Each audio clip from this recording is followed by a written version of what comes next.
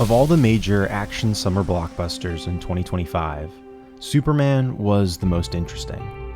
It may be messy, disjointed, and undeniably scatterbrained. Its characters may often feel secondary. It may have entire plot threads that should have just been completely removed from its story.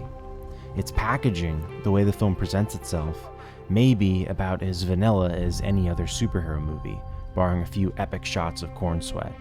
Really, if somebody told me they didn't particularly enjoy it, I would completely understand why. But when I watched Superman, all those valid criticisms I leveled at the film didn't seem to matter.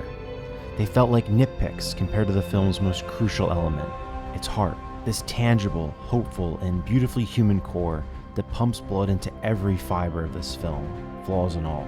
A heart that tries its hardest to argue for good in a world hell-bent on overcomplicating what that good looks like.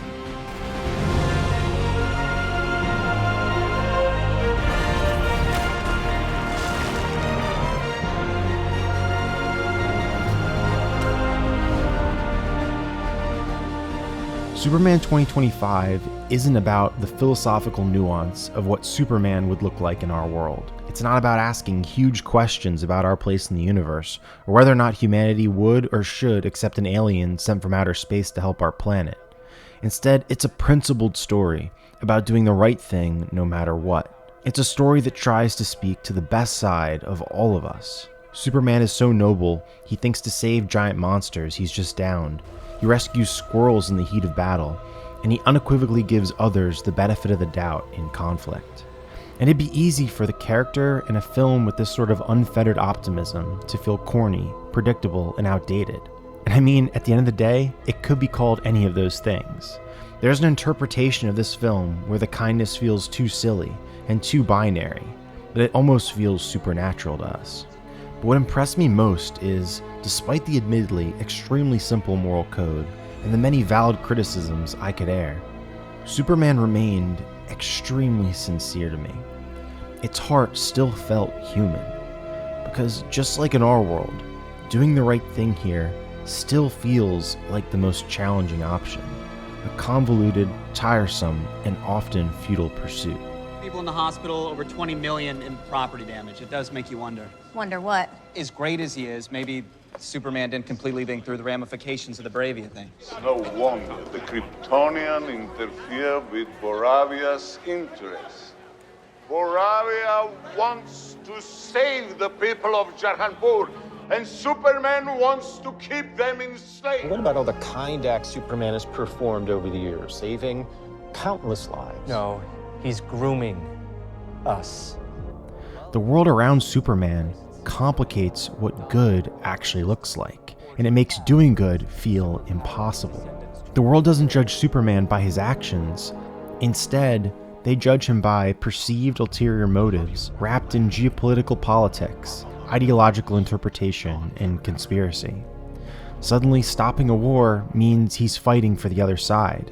Saving a little girl means he's secretly lulling the public into his submission.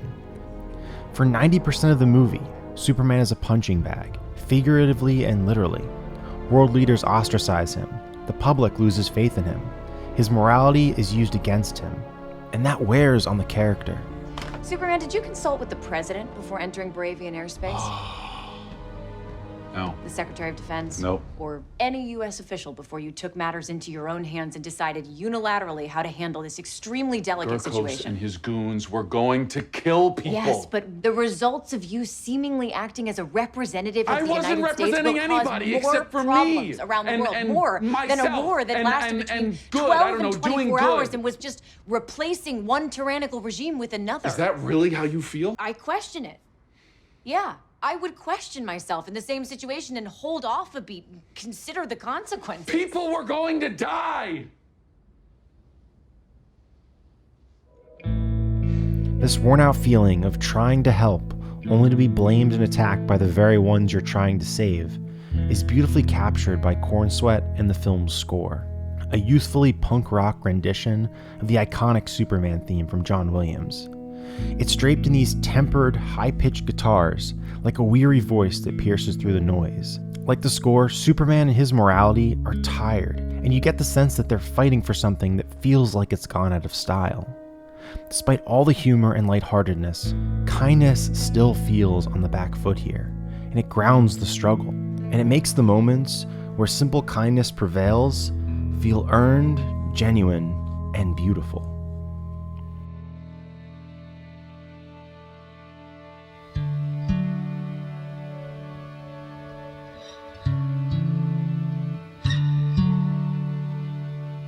Superman 2025, then, is not a complex film, but that's almost the point. It's about doing good works, not trying to justify them with valiant ends. It's a film about uncomplicating what good actually looks like, being a good person, being hopeful when it's easy not to be. It's a message that's hammered home and delivered genuinely. The film has a soul, and I think that's why I was so moved by it all. And it's also why the political backlash and bandwagoning around the film is something I really struggle to understand. If you're boycotting this film because you believe it affirms political positions you disagree with, or championing it as a vehicle for your side of a real-world conflict, isn't that exactly what the entire message argues against? The sides of the conflict in Superman are intentionally as black and white as they can be. Not to argue their authenticity in world events, but instead to demonstrate the good humanity can do when we help people, not because of the implications of helping them, but because it's just the right thing to do. Yes, Superman has political subject matter, but it's not saying anything about those two issues its story scrapes. The politics is just a means to allow the audience to understand how difficult we make it seem to just do the right thing. How we've made it so complicated to just be a good person. We veil horrendous actions and pursuits behind political, ideological, and personal fixations, as if they exonerate us from the innate meaning of those actions and thoughts. Superman 2025, then, is therapy for an angry world that's lost its sense of moral character. To demonstrate the good humanity can do when we help people, not because of the implications of helping them, but because empathy should be greater than ideology. It's not about choosing the right side in a conflict. It's a simplification to see a human being on the other side of it all that leaves the door open for forgiveness and abundant kindness. It may be very simple, but it's also very Superman. And I just loved how it was depicted here. My point is, I question everything and everyone. You trust everyone and think everyone you've ever met is, like, beautiful.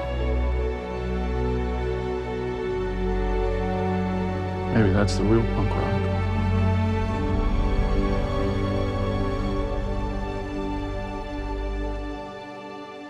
And maybe even more surprisingly than all this summer, Superman wasn't alone in this sort of old-fashioned, faith in humanity kind of story. F1 and Fantastic Four, two other excellent summer blockbusters, also worked well because of stories that believe so firmly in the best parts of people. Each feels like lessons that can remind us of the good we can do when we believe in ideas we probably learned as children.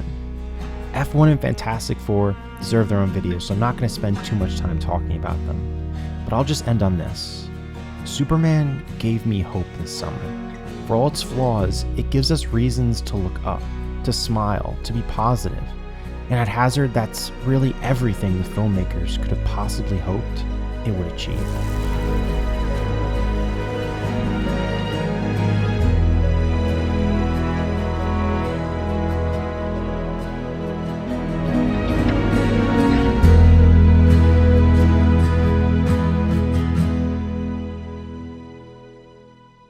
Why does he trust everyone? He does it. Just us, because we are also of the cloth.